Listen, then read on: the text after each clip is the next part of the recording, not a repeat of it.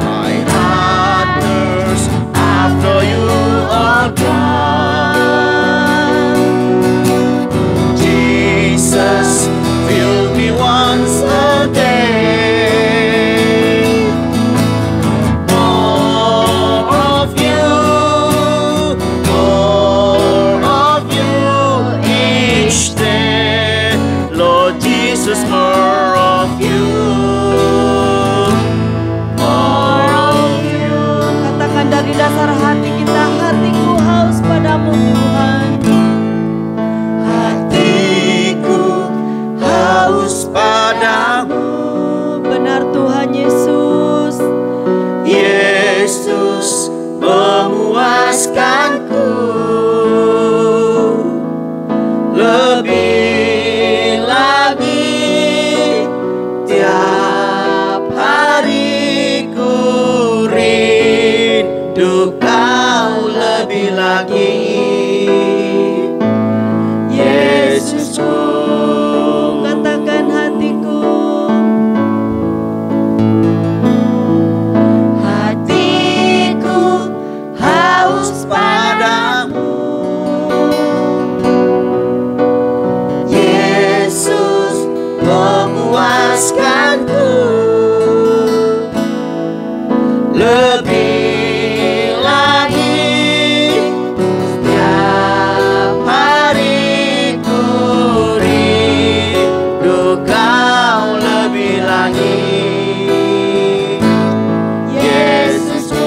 lebih lagi, Lebih lagi tiap hari ku rindu Kau lebih lagi, Yesusku.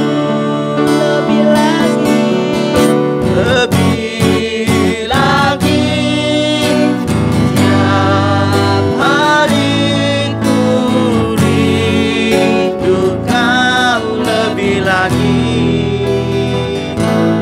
Yesusku.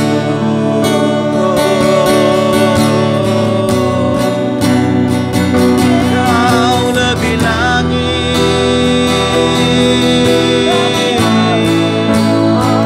oh Yesus, Kau lebih lagi, Yesus,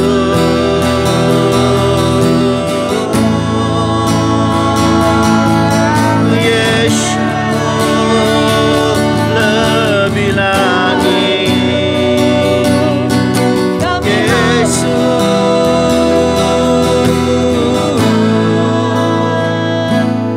Bless the Lord, oh my soul, oh my soul, worship His holy name. Sing like never before, oh my soul, I worship Your holy name. Bless the Lord, oh my soul, oh my soul, diberkatilah setiap worship His holy name. Sing like never before, oh my soul, I worship Your holy name. Bless the Lord, oh my soul, oh my soul, worship His holy name. Sing like never before, oh my soul, I worship Your holy name.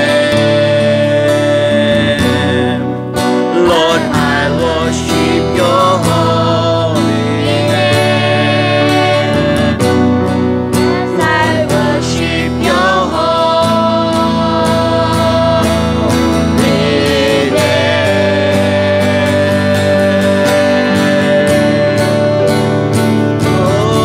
Oh, I worship You. We worship You, Lord. You are Almighty God. I worship You. We worship You.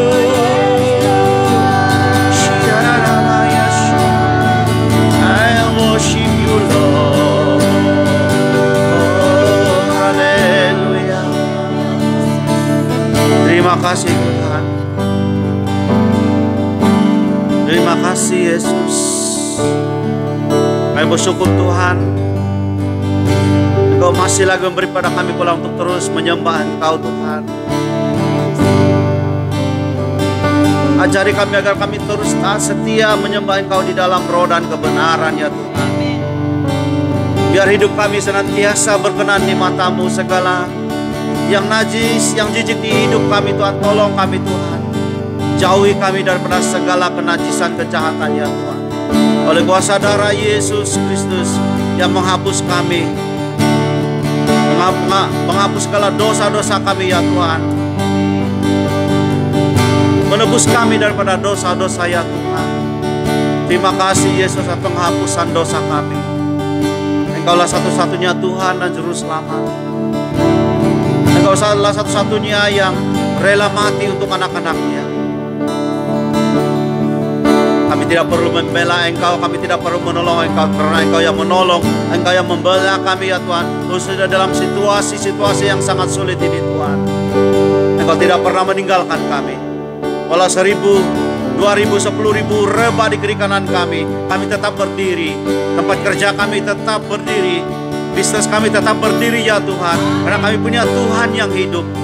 Tuhan kami tidak mati, Tuhan yang hidup. Menghidupkan segala sesuatu yang mati di dalam pandangan manusia.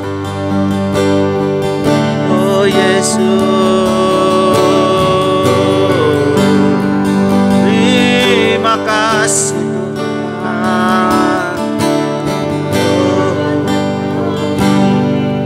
Haleluya, haleluya. Haleluya. Haleluya. Sebab Engkau Allah yang berkuasa. Amin. Haleluya Yesus. Haleluya. Katakan haleluya. Haleluya.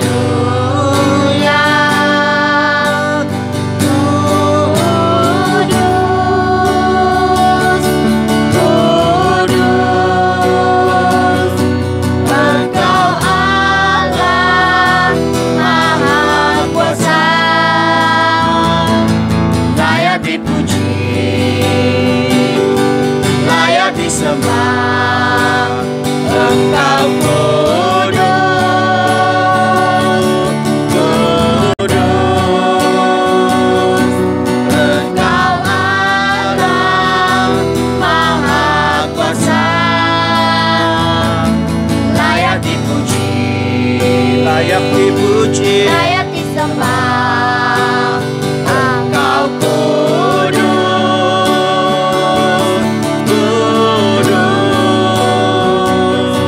Engkau Allah Maha Kuasa, layak dipuji, layak disembah. Amin. Hanya Engkau yang layak dipuji, disembah. Berkati firman-Mu Tuhan, urapi firman-Mu. Kami saya tutup bungkus setiap tempat kami dengan kuasa darah Yesus. Jemaat-jemaat Tuhan yang bersama dengan kami saat ini, semua saya tutup bungkus dengan kuasa darah anak domba Allah. Dan saat ini kami bebas untuk mendengar, sama-sama belajar firman-Mu ya Tuhan. Karena hidup kami terus dikuatkan, disedarkan ya Tuhan, haleluya. Amin dalam nama Yesus. Biar masukan-masukan Roh Kudus akan terus menerus. Mari Roh Kudus Engkau mendahului hamba-Mu. Hamba-Mu mau berlindung di belakang kayu salib-Mu ya Tuhan. Dan biar hanya nama Tuhan Yesus yang dipermuliakan, ditinggikan, diagungkan. Terima kasih Tuhan. Terpujilah Engkau, haleluya. Di dalam nama Yesus kami sudah berdoa dan bersyukur. Amin. Haleluya, haleluya, haleluya.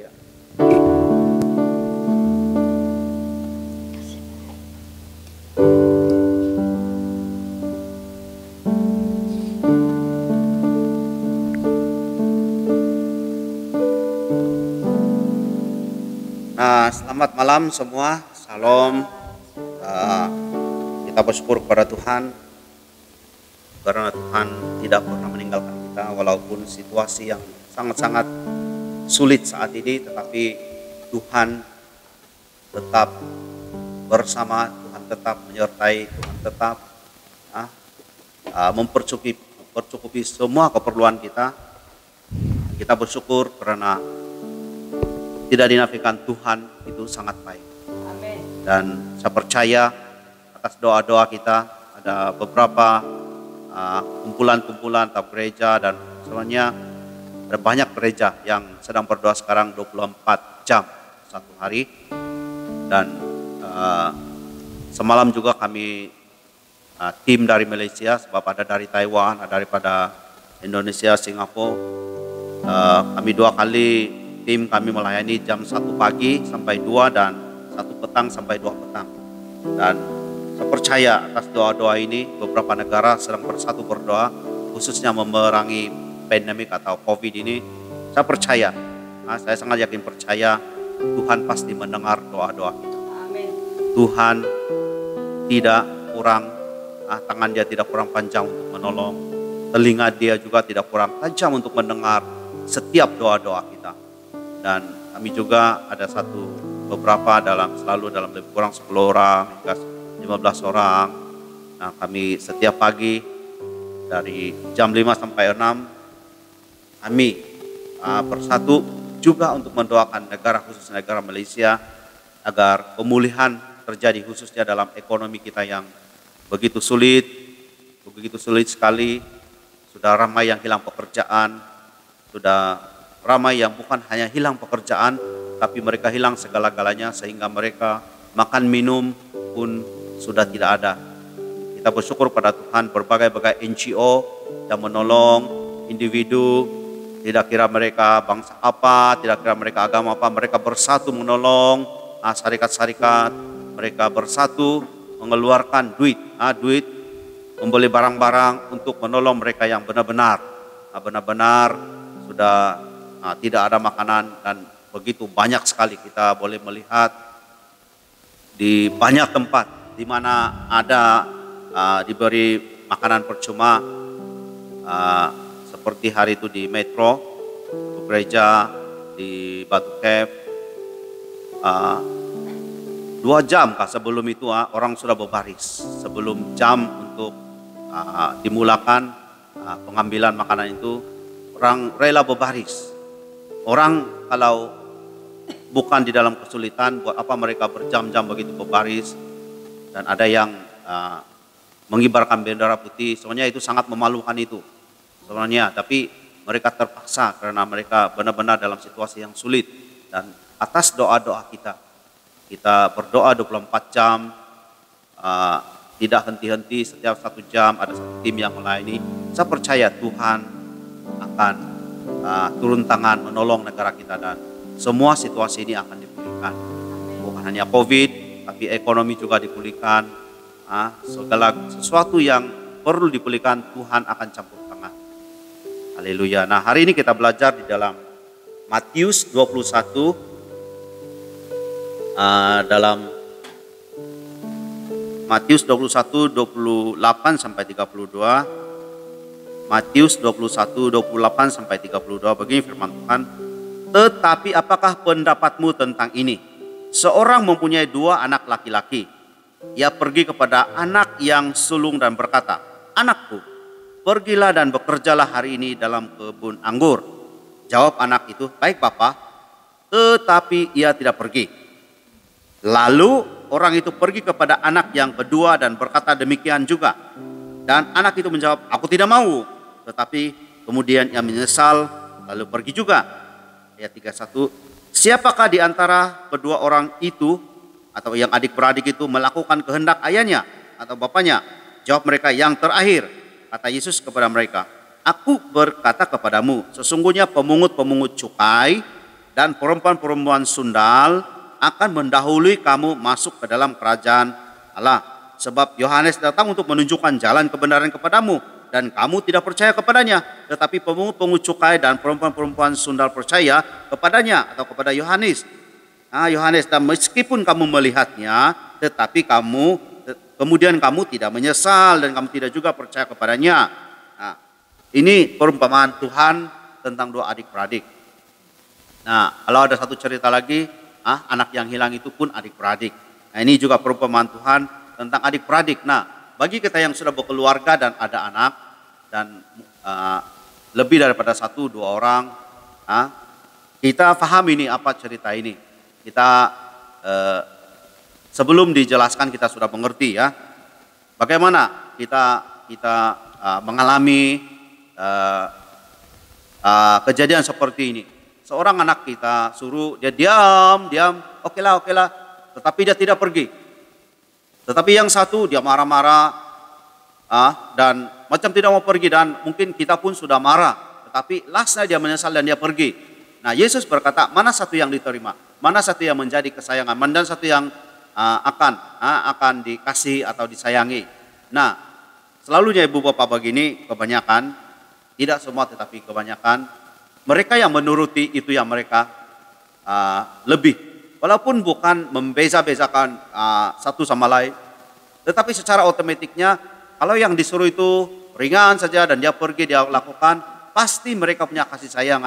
Mungkin lebih beberapa peratus, mungkin 5, mungkin 10, setidak-tidaknya pun mungkin 1% daripada yang seorang itu, ya tapi tidak pernah pergi, ya tapi tidak pernah melakukan apa yang kita suruh.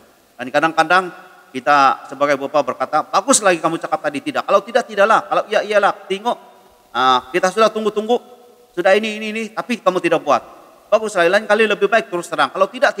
Jadi saya boleh suruh orang lain. Nah, begitulah itu keadaan dia dalam ibu bapak, keadaan apa yang Yesus bagi kita perumpamaan. Mana, pertanyaan Yesus kepada murid-muridnya, mana satu yang akan melakukan kehendak Bapa atau ayahnya, kata. Dan semua menjawab yang kedua. Walaupun dia kata tidak mau, tetapi lastnya dia menyesal. Nah, sampai di sini. Nah, 31. Selepas cerita kedua anak itu, perumpamaan itu. Nah, siapakah di antara kedua orang itu yang melakukan kehendak ayahnya? Jawab mereka yang terakhir. Kata Yesus kepada mereka, aku berkata kepadamu, sesungguhnya pemungut-pemungut cukai dan perempuan-perempuan sundal akan mendahului kamu masuk dalam kerajaan Allah. Nah, seperti yang kita selalu tahu, pemungut-pemungut cukai ini lebih kurang dalam ada yang memang macam berlicense, tapi ada yang memeras ugut, pemungut cukai. Nah, mereka dikategorikan sebagai macam itu, Matius pemungut cukai, dikategorikan sebagai orang yang banyak orang bencilah sebenarnya. Kadang-kadang mereka memeras ugut. Nah, apalagi kalau perempuan-perempuan sundal, kalau berzina, kalau di zaman Taurat, mereka akan dilempari batu sampai mati. Ini hukum dulu, hukum Taurat sebelum Yesus datang. Nah, tidak ada pertimbangan, kalau didapati ditangkap basah, mereka pasti akan dilempar atau dirajam atau diumban, kalau kita di Sabah, diumban batu sampai mereka mati. Nah, ini adalah hukuman.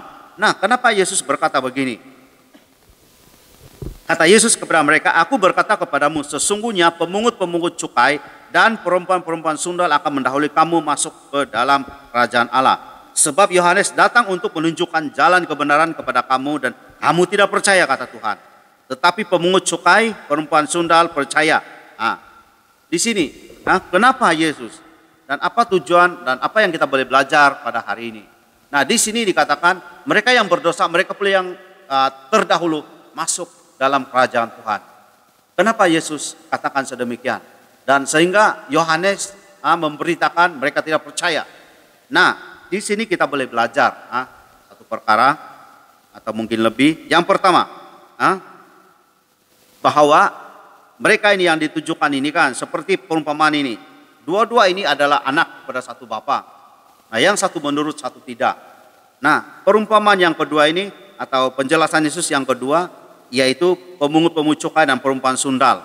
Nah, Yesus berkata kepada orang-orang ini, sehingga dia berkata, orang yang pemungut cukai dan perempuan sundal, Yesus berkata, saya berkata kepadamu, kata Yesus, karena mereka menyesal. Mereka mendahului kamu dalam kerajaan surga. Nah, walaupun pertama yang kita boleh belajar, walaupun sebesar mana dosa kita, walaupun siapa orang anggap kita, walaupun apa anggapan orang terhadap kita, walaupun apa pikiran orang terhadap kita, mungkin kita selalu dicaci maki, dihina karena dosa-dosa kita dahulu. Mungkin kita selalu dikucilkan atau dibiarkan begitulah, Pulaukan. Nah, dipulaukan karena mungkin kita berdosa, ini itu semua dosa kita dahulu.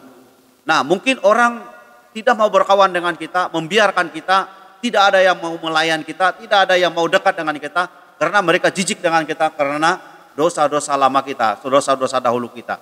Nah, Yesus berkata, saat mereka menyesal, saat perempuan sundal dan pemungut cukai itu menyesal, nah saat kita juga menyesal dengan semua perbuatan kita, Tuhan tidak pernah menolak kita.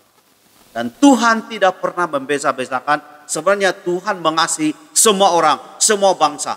Tuhan mengasihi semua suku dan kaum yang ada di bumi ini. Tuhan mengasihi sebenarnya. Nah, hanya bergantung siapa yang mau percaya, siapa yang mau menyesal. Mungkin sebegitu dalam dosa kita, sejahat begitu dosa kita, begitu luar biasa. Boleh dikatakan kita punya dosa itu sangat-sangat luar biasa. Kata Yesus, karena kamu menyesal, karena saya menyesal, karena kita menyesal, kita akan diampuni. Karena Yesus itu adalah kasih. Nah, kita akan diampuni dan kita yang akan mendahului masuk surga. Walaupun orang sekeliling kita seringkali menghakimi kita, seringkali menjauhkan kita, seringkali mengutuk mungkin kita, seringkali memfitnah kita, seringkali mengatakan kita di belakang, oh ini orang berdosa, oh inilah, ini jahat, oh ini dosa. Di mereka senarakan 10, 20, 30, 40 dosa yang kita lakukan. Senara ini, senara itu. Tetapi saat kita menyesal dan berbalik kepada Tuhan atau bertobat, kalau kita belum sebelum ini kita bukan orang percaya, kalau selepas itu kita mengaku bahwa Yesus itu adalah Tuhan dan Juru Selamat, dan kita minta ampun, darah Yesus tidak pernah memilih kasih. Darah Yesus yang mengalir di kayu salib tidak pernah pilih kasih, malah asalkan siapa yang menyesal, tidak kira dia siapa, tidak kira dia orang apa, tidak kira ada keturunan suku kaum apa, asal orang itu menyesal, Tuhan sudah mengampuni kamu, Tuhan sudah menyelamatkan kamu melalui kematiannya di kayu salib. Tuhan tidak pernah pilih kasih, asalkan kamu menyesal. Asalkan kita bertobat. Menyesal maksudnya bukan hanya, oh ya kenapa saya buat dosa, buat lagi, bukan itu. Tetapi asalkan kita menyesal dan berbalik kepada Tuhan Yesus, berbalik kepada jalan yang benar, dan kita kembali kepada Dia, minta ampun semua dosa-dosa kita. Atau kalau kita sebelum ini kita belum pernah dengar tentang Tuhan, kalau kita belum terima Yesus sebagai Tuhan dan Juru Selamat, hari ini kalau kita terima Dia sebagai Tuhan dan Juru Selamat, nah itu permulaan kamu diselamatkan. Dan darah Yesus sudah mengalir 2000 lebih tahun dahulu, hanya untuk kamu dan saya, untuk kita semua. Tidak kira apa keturunanmu, tidak kira apa bangsamu, tidak kira siapapun yang kau kedudukanmu, sama dengan kau kaya, sama dengan kau miskin. Tuhan punya darah yang mengalir. Itu darah Yesus yang mengalir di kayu salib, tidak pernah pilih kasih. Dia selamatkan semua orang, kaya, miskin, kedudukan tinggi yang tidak ada, mungkin yang dihina, mungkin yang makan minum pun susah mereka. Ya, semua itu diselamatkan oleh darah Yesus.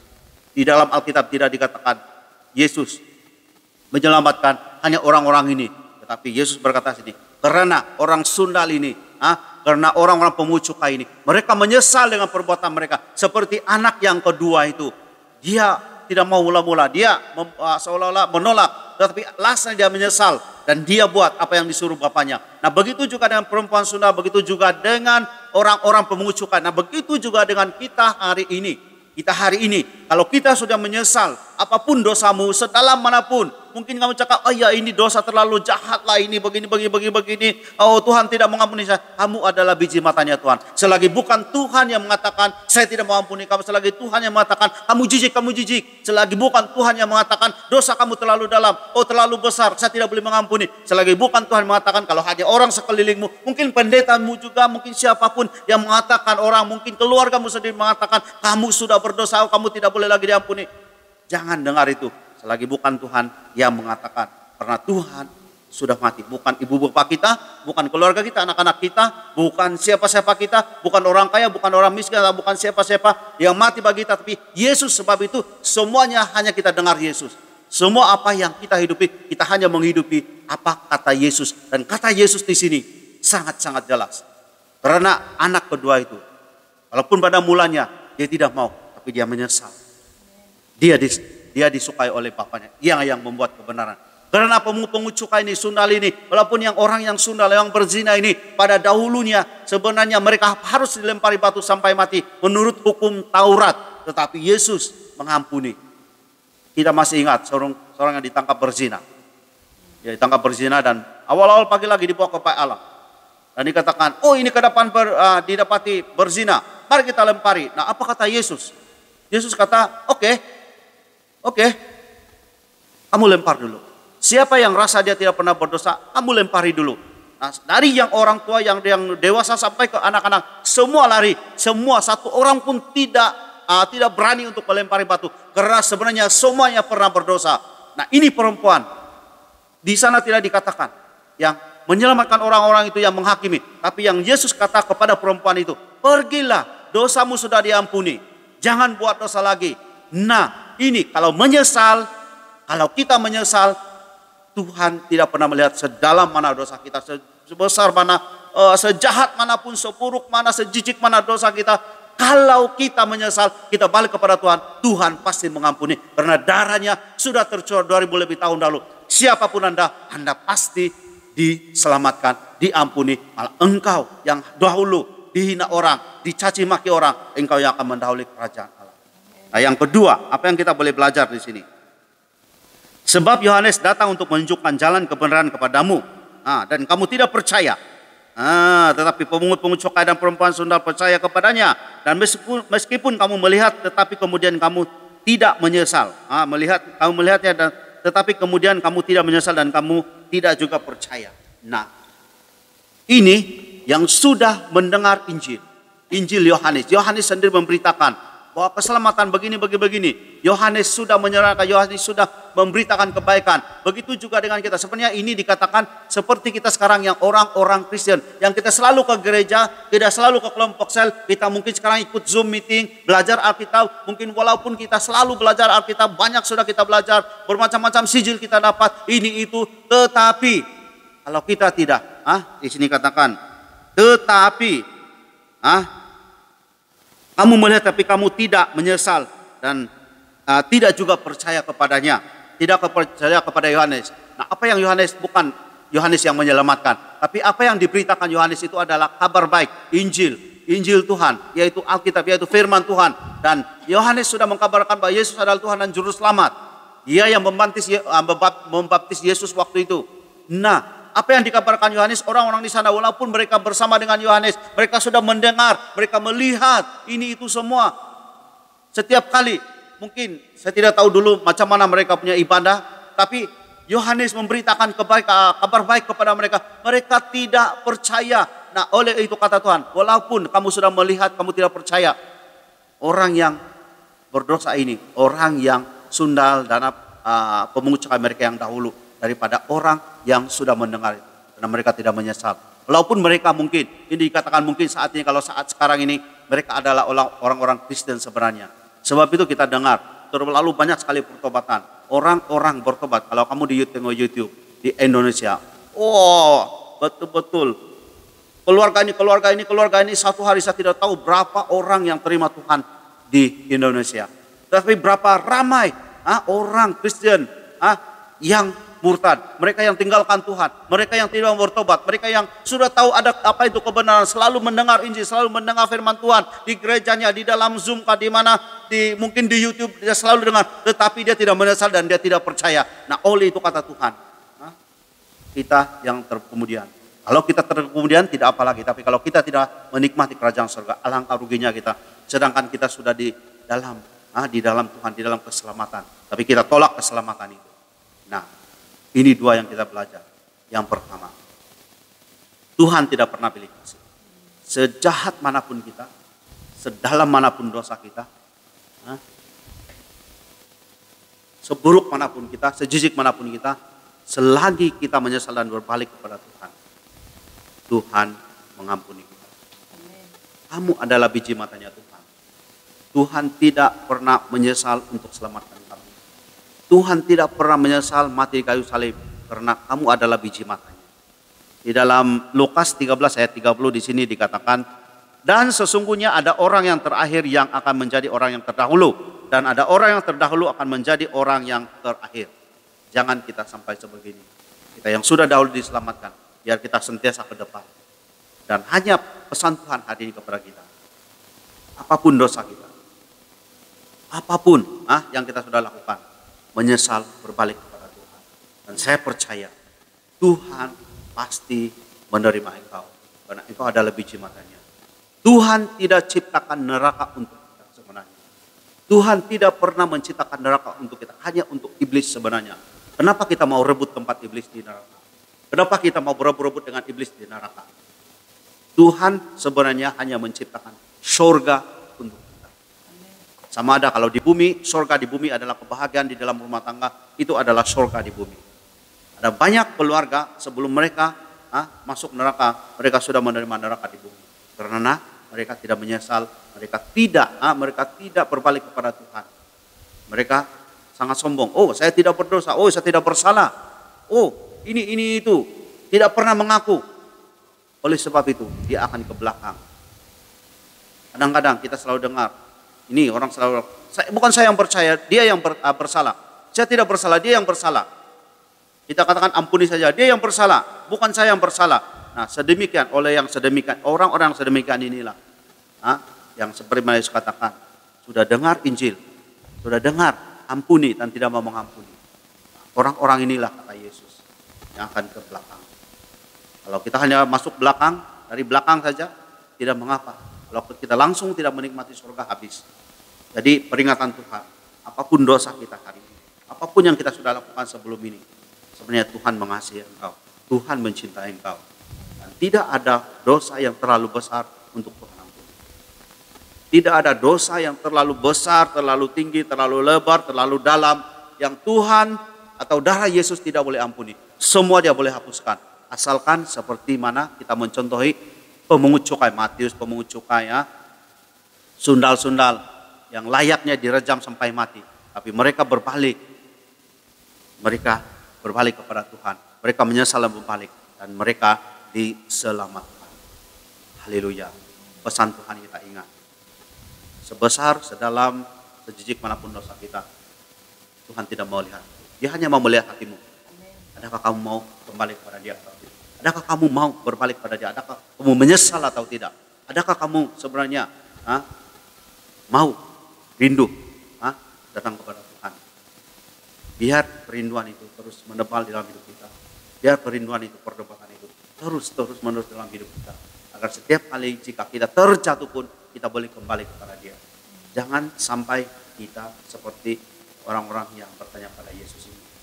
Dan Yesus katakan perumpamaan, orang pemungut cukai dan sundal, mereka yang mendahului. Nah, biar kita mencontohi orang-orang yang pemungut cukai yang sundal ini, yang mencontohi penyesalan mereka. Bukan perbuatan mereka, tapi penyesalan mereka.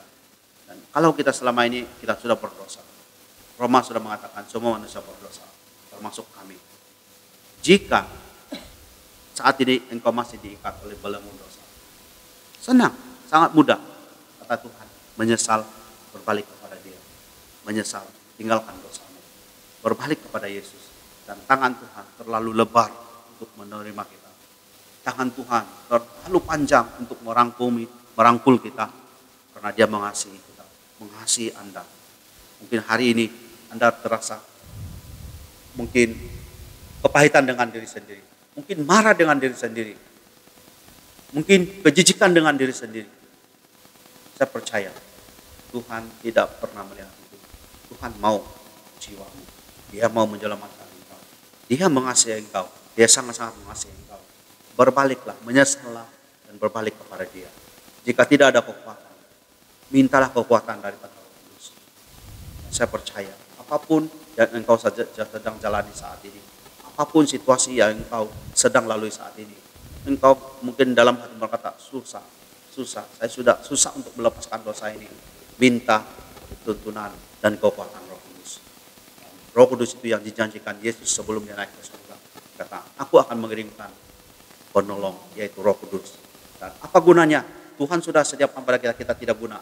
Pakailah Roh Kudus itu. Gunalah Roh Kudus, jemputlah Roh Kudus dalam hidupmu, menolongmu, memberi kekuatan untuk engkau lepas daripada dosa. Dan saya percaya, mulai hari ini, engkau adalah anak-anak yang baru. Engkau anak-anak yang diselamatkan. Nah, engkau sedang dirangkul Tuhan. Tuhan mengasihi, mencintai engkau. Haleluya, haleluya.